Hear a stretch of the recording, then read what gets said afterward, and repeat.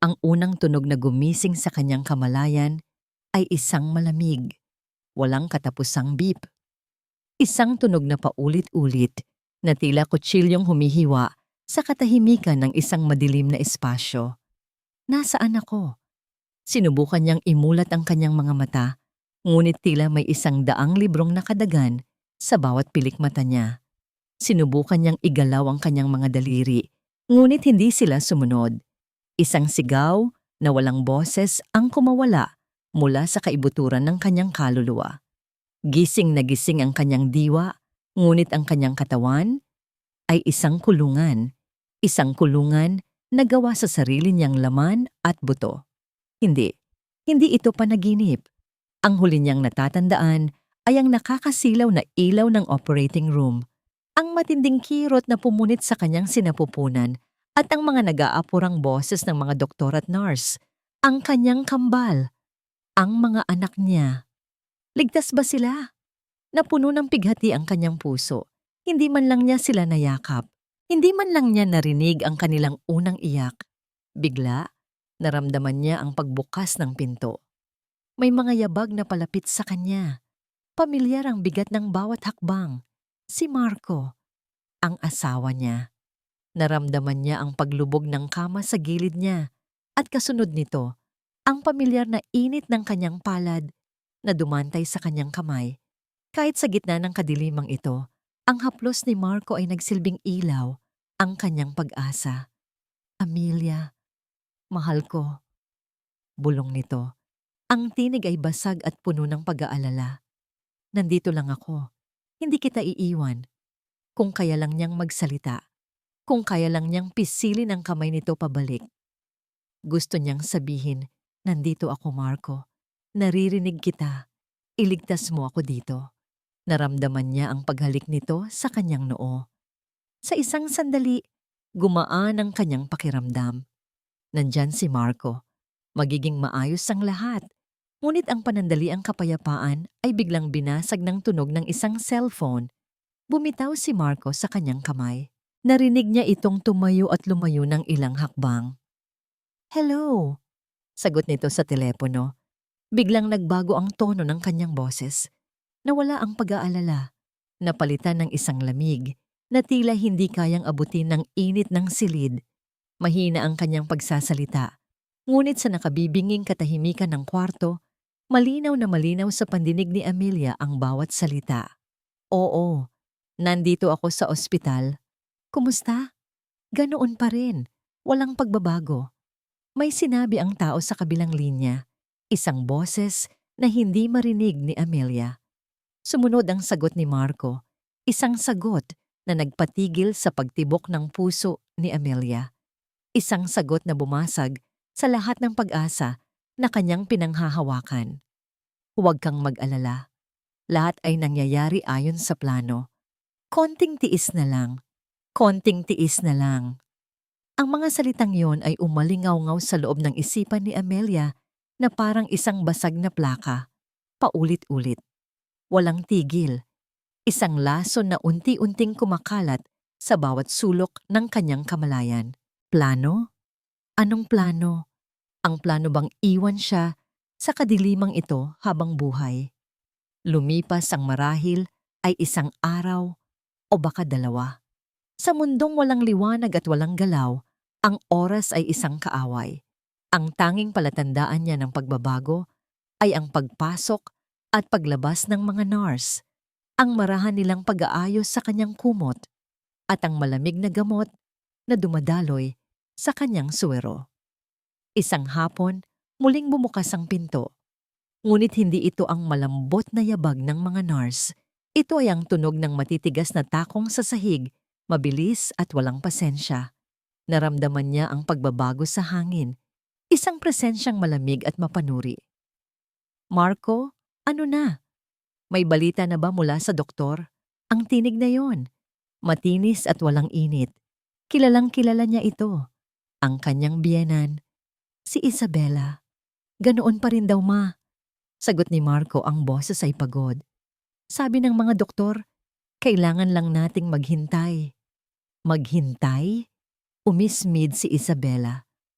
Ang tunog niyon ay parang pagkayod ng bakal sa pader. Hanggang kailan tayo maghihintay, Marco? Nakita mo na ba ang bill ng ospital? Grabe! Para tayong nagbabayad sa isang five-star hotel na walang kasiguraduhan kung magigising pa ang bisita. Ang mga salita ay parang sampal sa pandinig ni Amelia. Pera. Sa gitna ng kanyang paghihirap, pera pa rin ang nasa isip nila.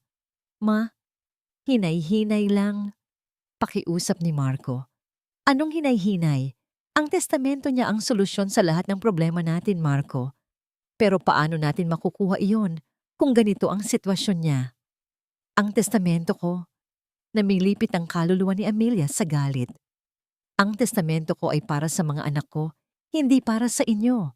Sigaw niya sa kanyang isipan. Huwag kang mag-alala, Ma. Kausap ko na si Angelica. Sabi niya, may paraan para mapabilis ang lahat. Natahimik si Amelia. Isang bagong pangalan. Isang pangalan na ngayon niya lang narinig. Angelica. Sino si Angelica? Tanong ni Isabella. Ang boses ay may bahid ng pagdududa. Isa siyang business consultant, Ma. Tinutulungan niya ako sa mga dapat gawin. Malaki ang koneksyon niya. Isang kasinungalingan. Naramdaman ni Amelia ang pag-iwas sa boses ng kanyang asawa. Hindi iyon ang boses ng isang taong nagsasabi ng totoo. Siguraduhin mo lang na mapagkakatiwalaan iyan. Babala ni Isabella. Ang kailangan natin ay isang legal na dokumento. Isang sertipiko ng kamatayan. Iyon lang ang paraan para ma-access natin ang lahat ng naiwan niya. Sertipiko ng kamatayan. Parang bombang sumabog ang mga salitang iyon sa isipan ni Amelia. Hindi sila naghihintay na siya ay gumaling. Naghihintay silang siya ay mamatay. O mas masahol pa, gumagawa sila ng paraan para ideklara siyang patay. Isang bagyo ng galit at takot ang namuo sa kanyang dibdib. Isang enerhiyang hindi niya alam na mayroon pa siya. Igalaw mo ang daliri mo, Amelia. Igalaw mo. Ipakita mong nandito ka pa. Pinilit niya. Ginamit niya ang lahat ng natitirang lakas sa kanyang isipan. Ipinadala ang utos sa kanyang kanang hintuturo. Gumalaw ka. Please. Gumalaw ka. Ngunit walang nangyari. Ang kanyang katawan ay nanatiling isang walang buhay na estatwa. Narinig niyang tumayo si Isabella.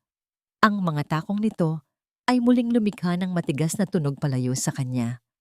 Huminto ito sa may pinto. Kailangan nating bilisan, Marco, sabi ni Isabella sa isang tinig na halos pabulong na, ngunit puno ng panganib, bago pa may makahalata sa pamilya niya. Katahimikan.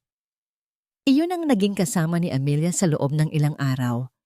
Ngunit hindi ito ang katahimikang nagbibigay kapayapaan. Ito ay isang katahimikang mabigat, puno ng mga tanong na walang sagot at mga takot na walang pangalan. Isang hapon, ang katahimikang yon ay muling nabasag. Narinig niya ang pagbukas ng pinto. Pumasok si Marco at Isabella. Ang kanilang mga boses ay pabulong at puno ng pag-aapura. Ngunit may kasama sila. Isang bagong tunog. Ang matinis at may kumpiyansang tunog ng mga takong na humahakbang sa sahig na linoleum. Kasabay ng tunog na yon ay isang amoy. Isang matapang na pabango na tila gustong sakupin ang buong silid. Isang amoy na hindi nababagay sa loob ng isang ospital. Kumusta na ang ating prinsesa? Isang bagong boses ang nagsalita. Napatigil ang lahat sa isipan ni Amelia. Ang tinig. May kakaiba sa tinig na yon. Malalim ito para sa isang babae. Bahagyang paos na tila laging may nakabara sa lalamunan. Pilit. Bawat salita ay tila maingat na hinuhulma bago pakawalan. Ito si Angelica. Wala pa ring pagbabago. Sagot ni Marco. Ang boses ay mababa. Mabutit nakarating ka, Angelica. Siyempre naman, hindi ko kayo pababayaan, sabi ng tinig. Naramdaman ni Amelia ang paggalaw nito palapit sa kanyang kama. Ang amoy ng pabango ay lalong tumindi. Kawawang Amelia, napakaganda pa naman sana. Sayang. May panunuya sa huling salita. Isang lamig na bumalot sa buong pagkatao ni Amelia. Tumigil ka nga riyan, saway ni Isabela, ngunit walang tunay na galit sa kanyang boses. Nandito tayo para pag-usapan ng solusyon. Naubos na ang pasensya ko at lalong nauubos ang pera natin. Huminahon ka, tita.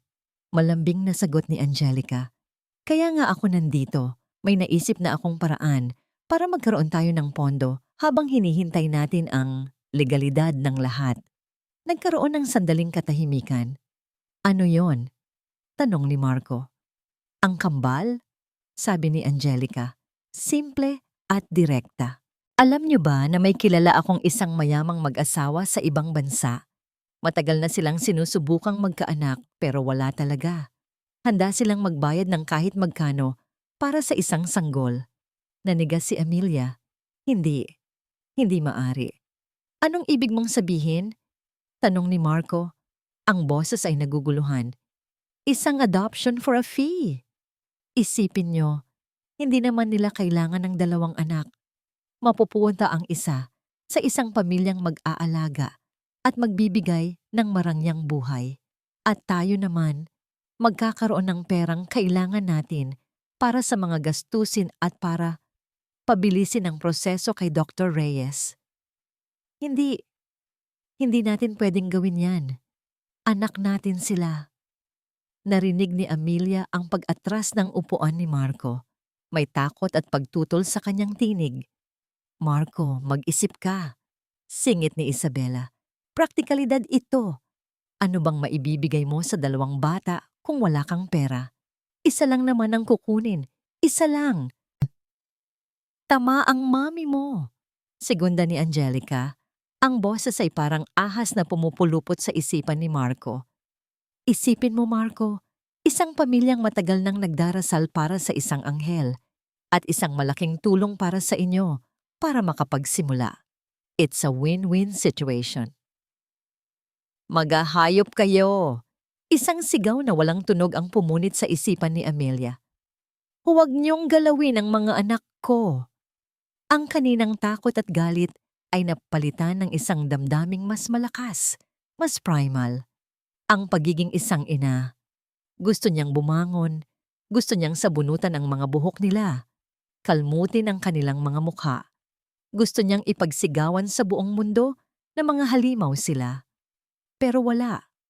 Wala siyang magawa kundi makinig habang pinagpaplanuhan nila ang pagbenta sa isa sa kanyang mga anghel na parang isang ordinaryong bagay lamang.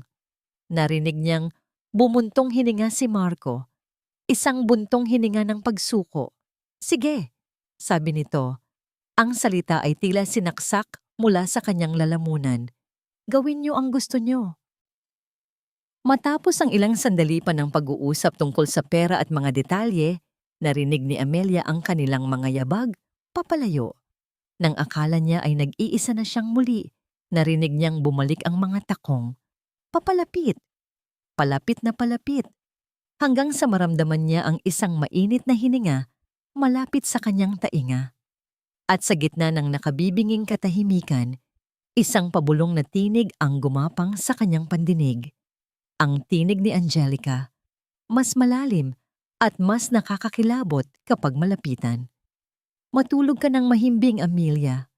Ako na ang bahala sa lahat.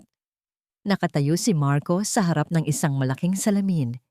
Sa pasilyo ng nursery wing, sa likod ng salamin, sa loob ng 2 magkahiwalay na incubator ay natutulog ang kanyang 2 anghel.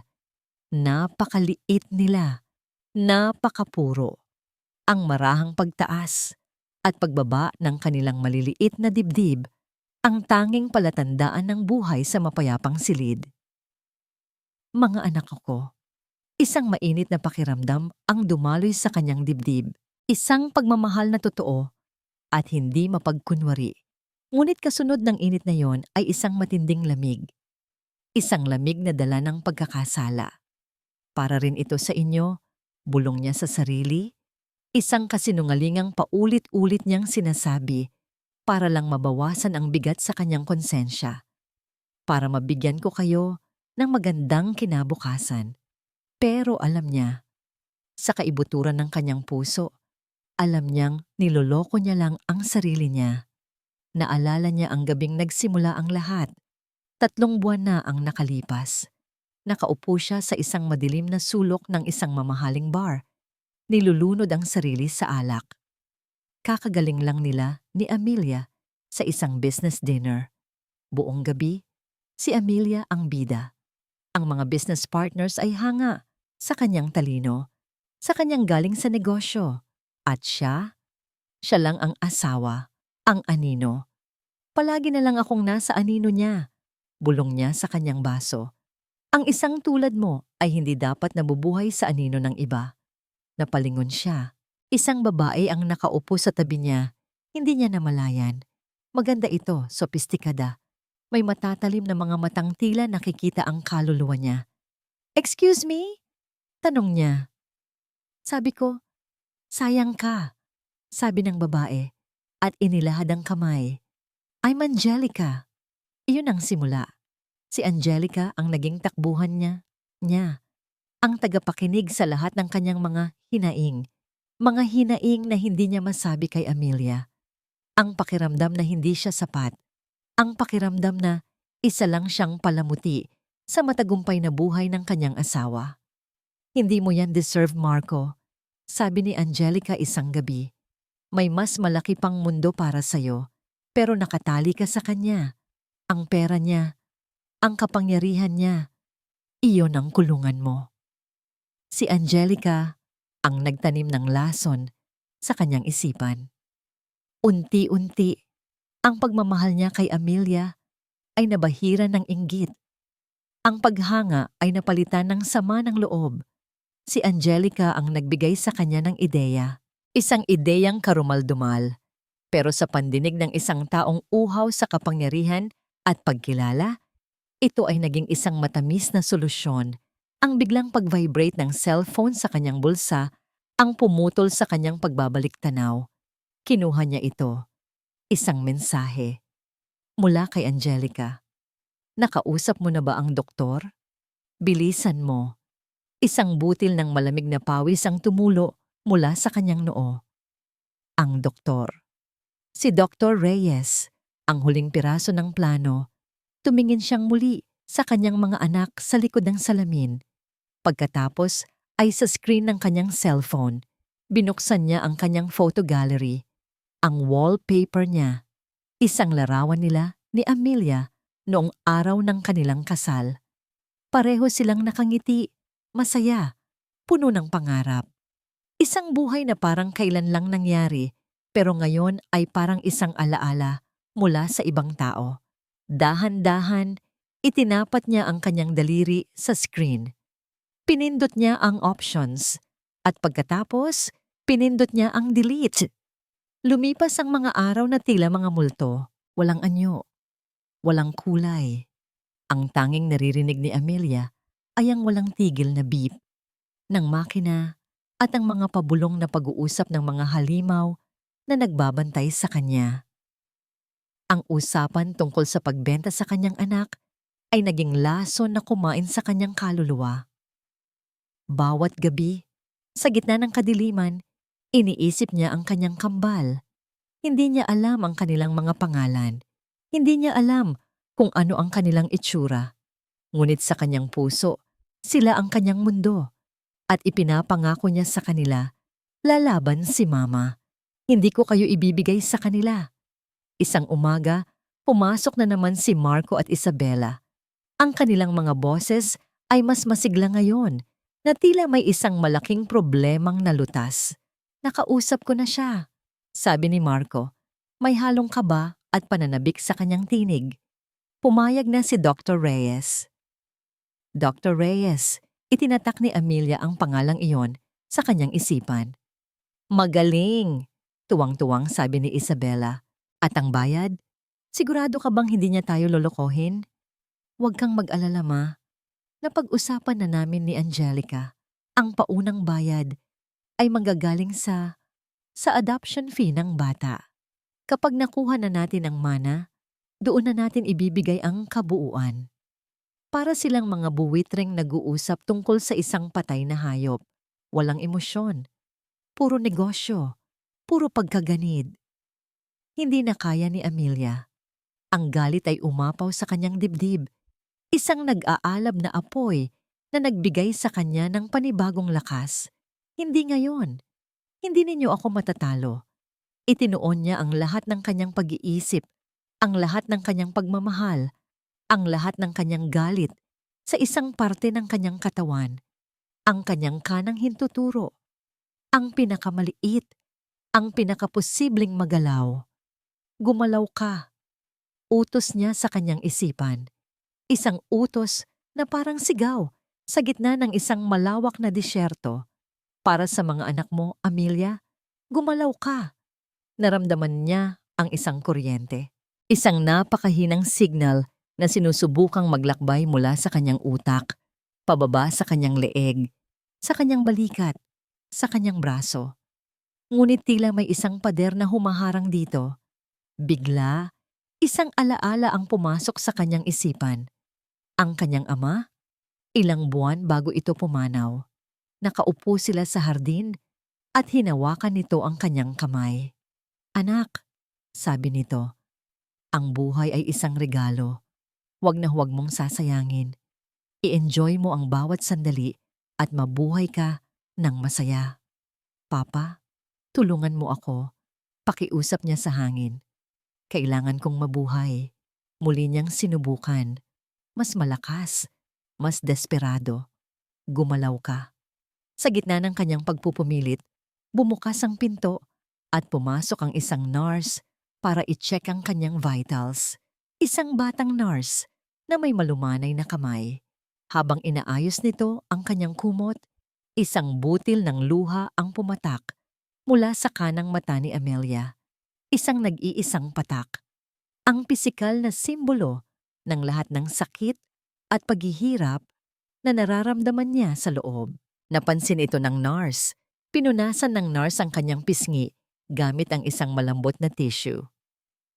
Nako, Ma'am Amelia, bulong nito. Ang boses ay puno ng awa. Kung naririnig niyo man ako, huwag po kayong susuko, ha? Naririnig kita. Sigaw ni Amelia sa kanyang isipan. Nandito ako. Tulungan mo ako. Muli niyang sinubukan. Ibinuhos niya ang lahat ng kanyang natitirang pag-asa sa kanyang daliri. Gumalaw ka. Gumalaw ka. At sa wakas, isang milagro. Isang bahagyang halos hindi mapansing pagkibot. Isang spasimong napakabilis, ngunit para kay Amelia, iyon ay isang lindol. Napansin din iyon ng nurse. Sandali, sabi nito, at lumapit pa para tingnan mabuti ang kanyang kamay. Gumalaw ba yon? Oo, gumalaw. Tingnan mo ulit. Ngunit sa sandaling iyon, pumasok ang isang mas matandang nurse, ang head nurse, na may dalang clipboard. Anong ginagawa mo, Gina? Tapos na ba ang rounds mo? Tanong nito. Ang boses ay strikto. Ma'am, pasensya na po pero kasi parang gumalaw po ang daliri ni Ma'am Amelia. At may luha po sa mata niya kanina. Mabilis na paliwanag ng batang nurse, ang boses ay puno ng pag-asa. Sumimangot ang head nurse at lumapit. Tiningnan nito ang mga monitor, pagkatapos ay ang kamay ni Amelia. Muscle spasm lang yan. Normal yan sa mga pasyenteng tulad niya. At ang luha, reflex lang din. Huwag kang masyadong umasa, baka ma-disappoint ka lang. Sabi nito sa isang walang kabuhay-buhay na tono. Sige na, tapusin mo na ang trabaho mo. Parang isang baldeng may yelo na ibinuhos sa nag-aalab na pag-asa ni Amelia. Hindi iyon spasm. Totoo iyon. Pero huli na ang lahat. Tumangulang ang batang nurse at malungkot na tumingin sa kanya bago umalis. Kasunod ang head nurse. Naiwan na namang mag-isa si Amelia sa katahimikan. Ang munting liwanag na kanyang nakita ay muling nilamon ng kadiliman. Ang pag-asa ay napalitan ng isang mas malalim na uri ng kawalan ng pag-asa. Narinig niyang muling bumukas ang pinto. Pumasok muli si Marco at Isabela. Marahil ay naghintay lang na umalis ang mga nurse. Narinig niya ang paglapit ni Marco sa gilid ng kanyang kama. Bukas, sabi nito sa isang mahina, pinal na boses. Ang lamig sa tinig nito ay tumagos hanggang sa kanyang mga buto. Bukas na ang araw na pipirmahan ni Dr. Reyes. Matatapos na rin ang lahat. Ito na ang huling gabi. Alam ni Amelia, nararamdaman niya sa bigat ng hangin, sa mas mabagal na pagpatak ng dextrose, sa paraan ng pag-iwas ng tingin sa kanya ng nurse kaninang hapon. Bukas, sa pagpirma ng isang doktor sa isang piraso ng papel, opisyal na siyang magiging isang multo. Ang kadiliman sa kanyang isipan ay hindi na nakakatakot. Ito ay naging isang teatro kung saan ang mga alaala ng kanyang buhay kasama si Marco ay ipinapalabas ng paulit-ulit. Biglang bumalik sa kanya ang araw na nag-propose si Marco. Nasa isang beach sila sa Batangas. Palubog ang araw. Ang langit ay kulay kahel at rosas. Lumuhod si Marco sa buhangin. Hawak ang isang maliit na kahon. "Amelia, ikaw ang buhay ko," sabi nito. Ang mga mata ay nangingilid sa luha. "Pakasalan mo ako?" Ang singsing ay kumikinang sa ilalim ng papalubog na araw. At sa sandaling iyon, naniwala siyang iyon ang pinakamasayang araw ng kanyang buhay. Ang masayang alaala ay biglang napalitan ng isa pa. Isang anibersaryo ng kanilang kumpanya. Kakapromote lang ni Amelia bilang vice president. Pinalakpakan siya ng lahat. Ngumiti si Marco pero hindi umabot sa kanyang mga mata ang nangiti. Nang gabing iyon, sa loob ng kanilang sasakyan, sinabi nito sa kanya, "Congrats, Mrs. CEO. Ako na lang siguro ang magiging Mr. Amelia ngayon." Binawi niya rin agad iyon ng isang tawa. Sinabing biro lang, ngunit narinig ni Amelia ang pait sa likod ng biro na yon. Isang pait na pinili niyang huwag pansinin. Sunod-sunod na pumasok ang iba pang mga alaala. Ang mga pagkakataong umuutang si Marco ng malalaking halaga. "Pahiram muna. Mahal. Para sa investment. Babalik din agad." Ang mga gabing umuuwi itong lasing at amoy pabango ng ibang babae. Ang mga paliwanag niyang laging puno ng pangako. At siyang si Amelia, sa kanyang pagmamahal, ay laging handang maniwala. Laging handang magpatawad. Ang mga piraso ng palaisipan ay nagkadugtong-dugtong sa loob ng kanyang isipan. Hindi ito biglaan. Hindi ito isang plano na nabuo lang nang siya ay makomatos. Matagal na. Matagal na siyang niloloko. Matagal na siyang ginagamit. Ang sakit ay napakalalim na tila hinihiwa ang kanyang kaluluwa. Ngunit sa ilalim ng sakit na yon, may ibang damdaming sumibol. Hindi na siya natatakot. Nawala na ang panginginig. Napalitan ito ng isang payapang determinasyon. Kung ito na ang kanyang huling gabi, gagamitin niya ito para maghanda. Kung ito na ang huli niyang mga alaala, itatatak niya sa kanyang isipan ang mga mukha nila. Ang mukha ni Marco, ni Isabela, at ang boses ng babaeng nagngangalang Angelica. Hinding-hindi niya sila kalilimutan. Sa kalaliman ng gabi, nang ang buong ospital ay nahihimbing na sa katahimikan, narinig niya ang marahang pagbukas ng pinto. Mga yabag na nag-iingat. Si Marco, mag-isa. Naramdaman niyang umupo ito sa silya sa tabi ng kanyang kama. Pagkatapos, hinawakan nito ang kanyang kamay. Ang init ng palad nito ay hindi na nagbibigay ng kapanatagan. Bagkus, ito ay parang nag-aapoy na bakal. Akala ni Amelia ay wala na itong sasabihin. Ngunit pagkatapos ng ilang minutong katahimikan, yumuko ito at isang hiningang amoy alak ang dumampi sa kanyang pisngi. Nagsalita ito sa isang pabulong na tinig. Isang tinig na para lang sa kanilang dalawa. Isang tinig na basag at puno ng isang damdaming hindi maintindihan ni Amelia. "Patawarin mo ako, Amelia. Sana." Hindi nito tinapos ang sasabihin.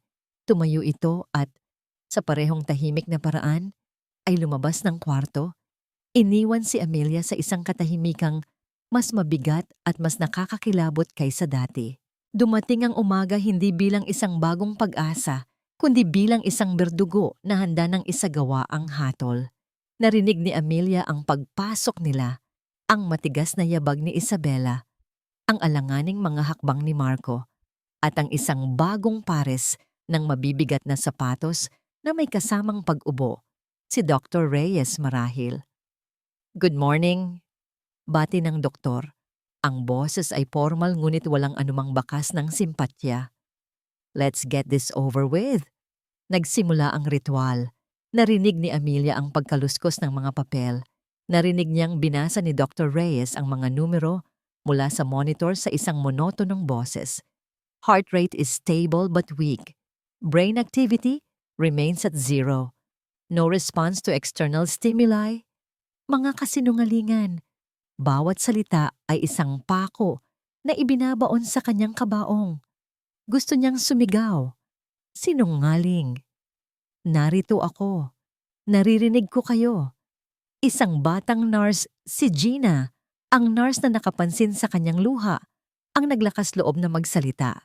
"Pero Doc, kahapon po, may napansin po akong muscle spasm at lacrimation. I already told you, nurse, those are normal reflexes for her condition." Mabilis na putol ni Dr. Reyes. Ang boses ay may bahid ng inis. "Huwag na nating pahabain pa ito. The family has decided." Nakita ni Amelia sa kanyang isipan ang mukha ni Marco. "Tumingin ka sa akin, Marco. Pakiusap. Tumingin ka sa akin." Ngunit naramdaman niya ang pag-iwas nito. Naramdaman niyang nakatitig lang ito sa sahig, isang duwag. Hanggang sa huli. Si Isabela naman ay paniguradong nakatayo roon na parang isang rey ng yelo. Walang emosyon, naghihintay na lang sa kanyang koronasyon. Ang oras ay tila bumagal. Bawat segundo ay parang isang oras. Sa huling sandali ng kanyang pag-asa, hindi na si Marco o ang hustisya ang tinawag niya sa kanyang isipan. Tinawag niya ang kanyang mga anak. Ang kanilang mga maliliit na mukha na hindi pa man niya nakikita ay buong-buo na sa kanyang imahinasyon. Ang kanilang mga maliliit na kamay, ang kanilang amoy, sila ang kanyang lakas, sila ang kanyang dahilan. "Mga anak," umiiyak na tawag ng kanyang kaluluwa. "Hindi niyo ako pwedeng iwan. Hindi ko kayo iiwan." Isang nag-aalab na enerhiya ang dumaloy sa kanyang buong pagkatao. Isang puwersa na mas malakas kaysa sa gamot, mas malakas kaysa sa pagtataksil, mas malakas kaysa sa kamatayan. Ang puwersa ng isang ina. "Okay, I'm signing the papers now," deklara ni Dr. Reyes. Narinig ni Amelia ang pag-click ng ballpen. Ang tunog na yon. Iyon ang tunog ng kanyang katapusan. "Hindi! Hindi! Sa labas, nakita ng lahat ang pagdampi ng dulo ng ballpen ni Dr. Reyes sa papel. Ngunit bago pa man ito makagawa ng kahit isang marka, isang nakabibinging tunog ang pumunit sa katahimikan ng silid. Beep! Isang tuloy-tuloy at matinis na tunog mula sa heart monitor. Ngunit hindi ito ang tunog ng isang flatline. Ito ay ang tunog ng isang alarma. Sabay-sabay silang napalingon sa monitor. Ang linya ng kanyang pulso, na kanina'y halos patag na, ay biglang nagwawala. Pataas-baba. Pabilis ng pabilis. Ang mga numero ay tumatalon. 150, 170, 1T. Anong nangyayari? Sigaw ni Dr. Reyes na bitawan ng kanyang ballpen. "Sir, tumataas ang blood pressure niya. Sobrang bilis." Gulat na sabi ni Gina. At pagkatapos, nangyari ang isang bagay na nagpatigil sa paghinga ng lahat. Ang katawan ni Amelia, na ilang linggo nang hindi gumagalaw, ay biglang nanginig. Isang marahas na panginginig. Ang kanyang mga braso at binti ay nagsimulang mangisay. Sa gitna ng kaguluhan, isang tunog pa ang narinig nila. Isang tunog na parang hangin na pilit na lumalabas sa isang nakasaradong tubo. At pagkatapos, ang kanyang mga mata, na matagal nang nakapikit, ay biglang bumukas. Hangin. Totoong hangin. Ang marahas na pagpasok nito sa kanyang mga baga ay masakit. Pero ito ang pinakamasarap na sakit na naramdaman niya sa buong buhay niya. Ang kaninang kadiliman ay napalitan ng isang nakakasilaw na liwanag. Ang mga tunog ay sabay-sabay na pumasok sa kanyang pandinig. Ang walang tigil na alarma ng makina, mga nagmamadaling yabag, at mga sigaw na puno ng pagkasindak. "Code Blue! Get the crash cart! Now!" Her vitals are stabilizing. I don't understand. Amelia, Ma'am, naririnig niyo po ba ako? Dahan-dahan, ang mga anyo sa kanyang paningin ay nagsimulang maging malinaw. Mga mukha ng mga doktor at nurse na hindi niya kilala, lahat ay nakatingin sa kanya na parang nakakita ng isang multo. Sa gitna ng kaguluhan, hinanap ng kanyang mga mata ang tatlong tao. Nandoon si Dr. Reyes, namumutla. Ang ballpen ay nakakalat sa sahig. Nandoon si Isabela, ang kanyang bibig ay bahagyang nakabuka sa pagkabigla. Ang kanyang postura na kanina'y puno ng yabang ay biglang gumuho. At nandoon si Marco, nakatayo sa isang sulok, nakasandal sa pader na parang nawalan ng lakas ang kanyang mga tuhod. Ang kanyang mukha ay isang maskara ng purong takot. Nang magtama ang kanilang mga mata, tumigil ang mundo para kay Amelia. Ang lahat ng ingay ay nawala. Ang tanging nakikita niya ay ang lalaking minahal niya, ang lalaking pinagkatiwalaan niya, ang lalaking handa siyang patayin. Ang kanyang tingin ay tila isang kutsilyo na bumaon ng diretso sa puso ni Marco. Walang salita, pero isinisigaw ang lahat ng pagtataksil, lahat ng sakit, lahat ng galit. Si Marco ang unang bumitaw sa kanilang pagtititigan. Umiling-iling siya na parang sinusubukang gisingin ang sarili mula sa isang masamang panaginip. Isang milagro. Sigaw niya. Ang boses ay nanginginig at puno ng desperasyon. Diyos ko, isang milagro. Gising na siya. Gising na ang asawa ko. Sinubukan ni Isabela na makabawi. Oo, isang himala nga. Dapat tayong magpasalamat sa Diyos. Ngunit ang kanilang pag-arte ay huli na. Napakaraming saksi. Napakalinaw ng nangyari. Ilang sandali pa, pumasok ang isang lalaking naka-Amerikana, ang hospital director. Ang kanyang mukha ay seryoso habang tinitingnan ng mga nagkakagulong staff. Ang mga monitor na ngayon ay nagpapakita ng normal na vitals at si Amelia, nagising na gising. Anong nangyayari dito? Tanong ng direktor. Ang boses ay may awtoridad. Lumapit si Gina, ang batang nurse, sa tabi ni Amelia.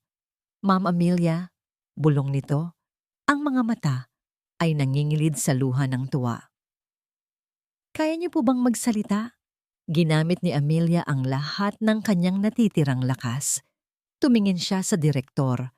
Pagkatapos ay sa mga mukha ni na Marco, Isabela, at Dr. Reyes, binuksan niya ang kanyang bibig. Isang garalgal na tunog ang unang lumabas, ngunit pinilit niya. Sa isang tinig na mahina pa sa isang bulong, ngunit sapat na para marinig, sa nabiglang katahimikan ng silid, sinabi niya ang mga salitang magpapabago sa lahat. Narinig ko ang lahat. Isang nakabibinging katahimikan ang bumalot sa silid. Ang tanging maririnig ay ang regular na beep ng heart monitor, ang tunog ng katotohanan. Agad na naintindihan ng direktor ang bigat ng mga salitang iyon. Kinuha niya ang kanyang cellphone at tumalikod. Pagkatapos ng ilang segundo, muli siyang humarap. Hindi nagtagal. 2 pulis na nakauniporme ang pumasok sa silid.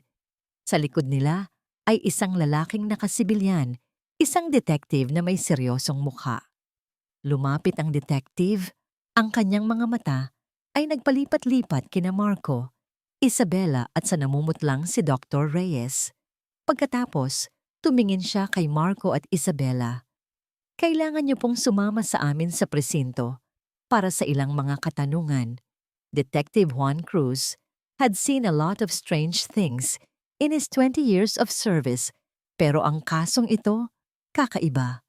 Isang babaeng nagising mula sa koma, sa mismong sandaling tatanggalin na ang kanyang life support at inaakusahan ng sarili niyang pamilya ng attempted murder. It sounded like something straight out of a movie. Nakaupo siya ngayon sa loob ng isang maliit na interrogation room. Sa tapat niya, si Marco de Villa, pawis na pawis sa ilalim ng malamig na ilaw. Hindi ko alam ang sinasabi niyo. Paulit-ulit na sabi ni Marco. Mahal na mahal ko ang asawa ko. Baka nag-hallucinate lang siya dahil sa mga gamot. Mr. De Villa, sabi ni Detective Cruz sa isang kalmadong boses, ang asawa niyo ay nagbigay ng isang detalyadong salaysay. Binanggit niya ang tungkol sa inyong financial problems, ang pag-uusap tungkol sa kanyang testamento, at ang plano na ibenta ang isa sa inyong mga anak. Namutla si Marco. Hindi totoo yan. Binanggit din niya ang isang pangalan. Patuloy ni Detective Cruz. Pinapanood ng maigi ang bawat reaksyon ni Marco. Angelica, isang business consultant, tama ba? Napalunok si Marco. Si Siam, siya ang may pakana ng lahat. Inakit niya ako. Sinulsulan niya ako at ang nanay ko. Ginulo niya ang isipan namin. Ganito rin ang sinabi ni Isabella sa kabilang kwarto. Itinuturo ang lahat ng sisi sa isang babaeng tila isang multo. Okay? Sabi ni Detective Cruz. Ibigay mo sa amin ang buong pangalan at address ni Angelica. O kahit man lang ang contact number niya. Natahimik si Marco. Hi, hindi ko alam. Sa isang bar ko lang siya nakilala. Siya ang laging tumatawag sa akin, gamit ang iba't ibang numero. Itinikom ni Detective Cruz ang kanyang notebook. Mr. De Villa, mukhang hindi ka nakakatulong sa sarili mo. Lumipas ang ilang oras. Walang mahanap na record ang kanyang team. Walang Angelica na tumutugma sa description. Walang social media account. Walang credit history.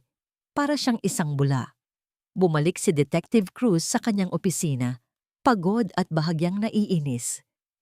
Sinindihan niya ang isang sigarilyo at hinarap ang whiteboard kung saan nakasulat ang mga detalye ng kaso. Ang salaysay ni Amelia. Doon siya bumalik. May kakaiba sa boses niya, Detective.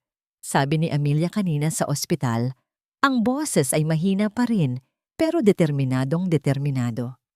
Malalim. Masyadong malalim para sa isang babae. At ang paraan niya ng pagsasalita, pilit. Isang boses na pilit. Sir, tawag ng isang batang pulis mula sa pinto. Nakuha na po natin ang kopya ng CCTV footage mula sa ospital. I-play mo, utos niya. Sa monitor, pinanood nila ang pagpasok at paglabas ng isang babaeng matangkad at balingkinitan. Laging naka-sunglasses at malaking sombrero. Eleganteng manamit, pero may kakaiba. Teka, i-rewind mo, sabi ni Detective Cruz. There, i-zoom in mo sa paglalakad niya. Ginawa ng pulis ang iniutos niya. Ang paglakad, masyadong matigas. Walang natural na pag-indayog ng balakang nakaraniwan sa mga babae. Ang bawat hakbang ay tila kalkulado. Sir, parang nagsimulang magsalita ang batang pulis. Parang lalaki. Pagtatapos ni Detective Cruz, isang ideya na tila napakalayo sa simula ang biglang pumasok sa kanyang isipan. Gusto kong i-check nyo ang lahat ng records ng mga kilalang male con artists, utos niya. Lalo na yung mga may history ng identity fraud. I-cross-reference nyo sa mga lumang kaso ng pamilya ni Amelia. Mga business partners ng tatay niya, mga kaaway, kahit sino. Nagmadaling kumilos ang kanyang team. Pagkatapos ng halos isang oras na puno ng pag-click ng mga keyboard at pag-scan ng mga lumang files, isang boses ang sumigaw. Sir, may nahanap ako. Lumapit si Detective Cruz sa desk ng pulis. Sa screen, may isang mugshot, isang lalaking may matatalim na mga mata at isang mapanuyang ngumangiti. Adrian De Leon, basa ng pulis. May record ng estafa at identity fraud. At ito ang pinaka-interesante. Ang ama niya, si Ricardo De Leon, ay dating business partner ng yumaong ama ni Amelia. Nagsampa ng kaso si Mr. De Leon laban sa pamilya ni Amelia. Maraming taon na ang nakalipas dahil sa pagkalugi ng kanilang kumpanya, pero natalo siya sa korte. Tiningnan ni Detective Cruz ang litrato ni Adrian De Leon. Pagkatapos, tumingin siya sa naka-freeze na imahe ni Angelica. Sa CCTV monitor, ang hugis ng panga, ang tangos ng ilong, ang mga matang iyon. Holy shit! Bulong ni Detective Cruz. Nakuha natin siya. Ang silid sa ospital ay naging isang makeshift na courtroom. Nakahiga si Amelia sa kanyang kama, bahagyang nakaangat ang ulunan. Sa isang tabi, naroon si Detective Cruz at 2 unipormadong pulis. Sa kabilang dulo ng silid, malapit sa pinto, nakatayo sina Marco at Isabela, kapwa pinosasan. Ang kanilang mga mukha ay lukot sa pagkalito at takot. "Bakit kami dinala dito?" tanong ni Isabela. Ang boses ay nanginginig sa galit. "Anong kalokohan ito?" Hindi sumagot si Detective Cruz. Sa halip, tumingin siya sa pinto at tumango sa pulis na nagbabantay sa labas. Bumukas ang pinto. Pumasok si Angelica. Elegante pa rin siyang tingnan sa kanyang fitted na bestida at stiletto heels. Nakataas ang noo. Ang mga labi ay mayroong pulang kolorete. Ngunit sa pagkakataong ito, wala na ang kanyang sunglasses at sombrero. At sa likod niya, 2 pulis ang nakaalalay. "Angelica!" sigaw ni Marco. Isang halo ng gulat at pag-asa ang narinig sa kanyang boses. "Sabihin mo sa kanila ang totoo. Sabihin mong pinilit mo lang kami." Ngumiti si Angelica. Isang nangiting malamig at puno ng panunuya. Dahan-dahan siyang naglakad papalapit. Ang tunog ng kanyang takong ay tila isang martilyo na pumupukpok sa bawat puso sa silid. Huminto siya sa gitna ng kwarto. Ang kanyang mga mata ay hindi tumingin kina Marco o Isabela. Dumiretso ang mga ito kay Amelia, isang tingin na puno ng pagtatagumpay at paghamak. "Wala na pong aaminin pa si Angelica," sabi ni Detective Cruz. Binasag ang katahimikan.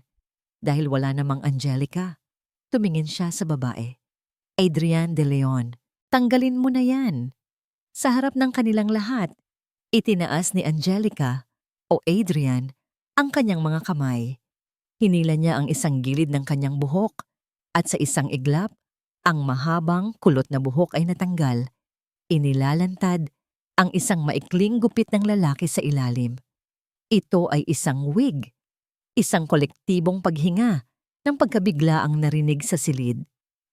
Sumunod, kumuha si Adrian ng isang maliit na panyo mula sa kanyang pitaka at walang emosyong pinunasan ang kanyang mukha.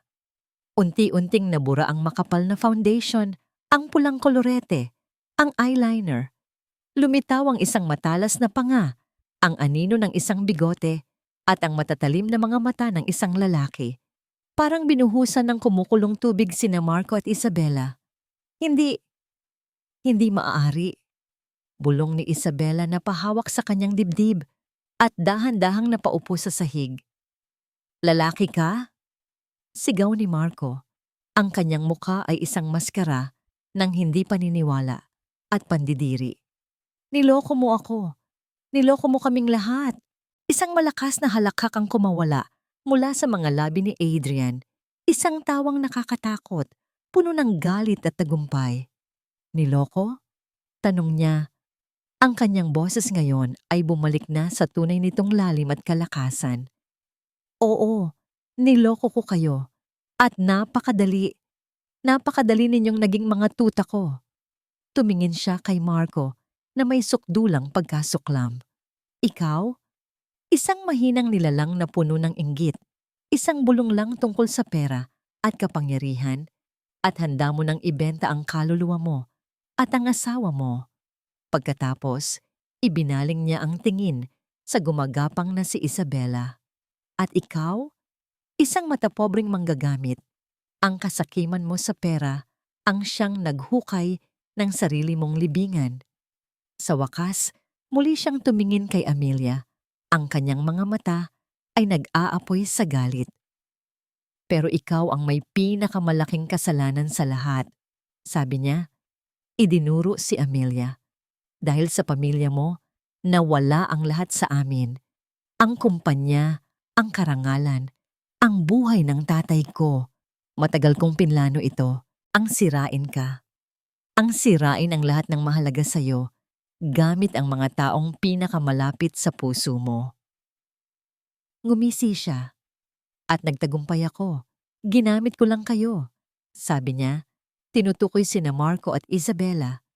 Ang kasakiman ninyo ang naging pinakamahusay kong sandata. Ang huling hibla ng katinuan ni Marco ay naputol. Sa isang sigaw na parang nasasaktang hayop, sumugod siya papunta kay Adrian. Hayop ka! Papatayin kita! Ngunit bago pa man siya makalapit, mabilis siyang hinarang at pinigilan ng mga pulis, pinadapa sa sahig. Sa gitna ng kaguluhan, nakatitig lang si Amelia kay Adrian. Walang takot, walang luha, tanging isang malamig na pag-unawa. Sa wakas, tapos na. Lumipas ang ilang buwan. Ang lamig ng silid sa ospital ay napalitan ng malamig na hangin sa loob ng korte. Nakatayo si Amelia sa hanay ng mga manonood, suot ang isang simpleng puting bestida. Nasa maayos na siyang kalagayan. Ang kanyang katawan ay ganap ng gumaling, ngunit ang mga peklat sa kanyang puso at alaala ay mananatili roon magpakailanman. Hindi siya naparito para magdiwang. Hindi siya naparito para makitang magdusa ang mga taong nanakit sa kanya. Naparito siya para sa sarili niya, para personal na isara ang pinakamadilim na kabanata ng kanyang buhay. Sa harap, sa upuan ng mga akusado, nakaupo ang tatlo. Si Adrian De Leon ay nakatingin ng diretso sa hukom, may bahagyang nangisi sa kanyang mga labi. Walang pagsisisi. Tila isa lang itong laro na sa huli ay natalo siya. Si Isabela sa kabilang banda ay tila isang tuyong dahon na hinihintay na lang tangay ng hangin. Lubog ang kanyang mga mata, puti na ang karamihan sa kanyang buhok. Ang dating yabang ay ganap nang nawala. Napalitan ng isang basag na itsura. At si Marco, napayuko lang ito. Ang mga balikat ay hapo. Hindi ito tumitingin kahit kanino. Tila isang basyong sisidlan, walang laman, walang buhay. Tumayo ang hukom. Ang kanyang boses ay malakas at umalingaw-ngaw sa buong silid. Matapos ang masusing paglilitis at paglalahad ng matitibay na ebidensya, simula ng hukom, ang korteng ito ay napatunayang nagkasala sina G. Marco de Villa, Genyong Isabela de Villa, at G. Adrian De Leon sa mga kasong attempted murder at conspiracy. Sunod-sunod na binasa ng hukom ang mga parusa. Mahabang taon ng pagkakakulong para kina Marco at Isabela para sa kanilang direktang partisipasyon at ang pinakamabigat na sentensya para kay Adrian De Leon para sa pagiging utak ng lahat ng krimen. Habang dinadala na sila ng mga gwardiya papalabas, isang huling pagkakataon ang nangyari. Napahinto si Marco at, sa wakas, ay nag-angat ng tingin. Nagtama muli ang kanilang mga mata, tulad ng araw na iminulat ni Amelia ang mga ito sa ospital. Ngunit ngayon, wala nang galit sa mga mata ni Amelia. Tanging awa at isang malungkot na pagtanggap. Nakita niya ang paggalaw ng mga labi ni Marco. Walang tunog na lumabas, ngunit nabasa niya ito ng malinaw, patawad. Hindi sumagot si Amelia. Hindi siya tumango. Hindi rin siya umiling. Tinalikuran niya lang ito. Lumabas siya ng korte. Ang sikat ng araw ay tumama sa kanyang mukha at huminga siya ng malalim. Ang hangin ay tila mas malinis. Ang langit ay tila mas maliwanag. Sa labas, nagkakagulo ang mga reporter. Nagsisigawan ng kanyang pangalan. Ngunit hindi niya sila pinansin. Naglakad lang siya ng diretsyo. Pagdating niya sa kanyang sasakyan, tumunog ang kanyang cellphone. Isang hindi pamilyar na numero. Sinagot niya ito. Hello, Mrs. De Villa? This is Attorney Reyes, your lawyer. Hello, attorney. Sagot niya. I just want to inform you. Sabi ng abogado sa kabilang linya. The judge has signed the papers. Your annulment is final. It's done. Natahimik si Amelia. Isang butil ng luha ang pumatak sa kanyang pisngi. Ngunit hindi ito luha ng kalungkutan. Ito ay luha ng kalayaan. Ibinaba niya ang telepono. Tumingin siya sa salamin ng kanyang sasakyan. Hindi na si Mrs. De Villa ang nakatingin pabalik sa kanya. Si Amelia na lang. At sapat na iyon. 6 na buwan ang lumipas. Ang ingay ng syudad ay napalitan ng ugong ng mga alon. Ang mga matataas na gusali ay napalitan ng malawak na kalangitan. Ang mga masasamang alaala ay unti-unting hinuhugasan ng maalat na hangin ng dagat. Nakatira na ngayon si Amelia sa isang maliit na bahay sa tabi ng dagat sa probinsya ng La Union, isang lugar na malayo sa lahat ng sakit ng nakaraan. Nakaupo siya sa isang banig sa buhanginan.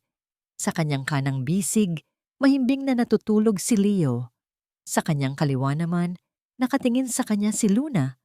Ang mga mata nito ay kasing liwanag ng mga bituin, ang kanyang kambal, ang kanyang buhay, ang kanyang milagro. Hindi na niya ginamit ang mga pangalang pinag-usapan nila ni Marco. Pinili niya ang mga bago, mga pangalang sumisimbolo sa lakas at liwanag. Naramdaman niya ang marahang pag-vibrate ng cellphone sa kanyang tabi. Kinuha niya ito. Isang mensahe mula sa kanyang ina. Anak, kamusta kayo ng mga apo ko? Miss na miss ko na kayo. I'm so proud of you. Love, Mama. Napangiti si Amelia, ang kanyang ina. Isa sa mga taong hindi bumitaw sa kanya. Nang malaman nito ang lahat, agad itong lumipad pabalik ng Pilipinas para samahan siya, para tulungan siyang bumangon. Pinatay niya ang cellphone at ibinalik ang tingin sa dagat. Ang araw ay dahan-dahan ng lumulubog, nag-iiwan ng mga kulay ginto at kahel sa abot tanaw. May mga araw pa rin na bumabalik ang mga anino. Ang alaala ng pagtataksil. Ang tinig ni Adrian. Ngunit hindi na siya nagpapadala sa mga ito. Sa halip, tinitingnan niya ang kanyang mga anak. Ang kanilang mga walang malay na mukha. At naaalala niya kung bakit siya lumaban. Kung bakit siya nabuhay. Tumayo siya at maingat na binuhat ang kanyang kambal. Dinala niya sila papasok ng bahay. Bago isara ang pinto, huminto siya at muling tumingin sa papadilim na dagat. Hindi siya naghahanap ng pag-ibig. Hindi siya naghahangad ng paghihiganti. Hindi na niya kailangan ng hustisya mula sa iba. Natagpuan niya ang kapayapaan sa loob ng kanyang sarili. Ang lakas na hindi niya alam na taglay niya. At ang pag-ibig na hinding-hindi siya sasaktan o iiwan. Ang pag-ibig para sa kanyang mga anak. Niyakap niya ng mahigpit ang kanyang kambal. Hinalikan niya ang kanilang mga noo. Kayo ang buhay ko. Bulong niya sa kanila. Ang boses ay puno ng isang damdaming mas malalim at mas totoo kaysa sa lahat ng sakit na kanyang pinagdaanan. Kayo ang lahat. Isinara niya ang pinto. At sa loob ng maliit na bahay na yon, sa harap ng payapang dagat, isang bagong buhay ang nagsimula.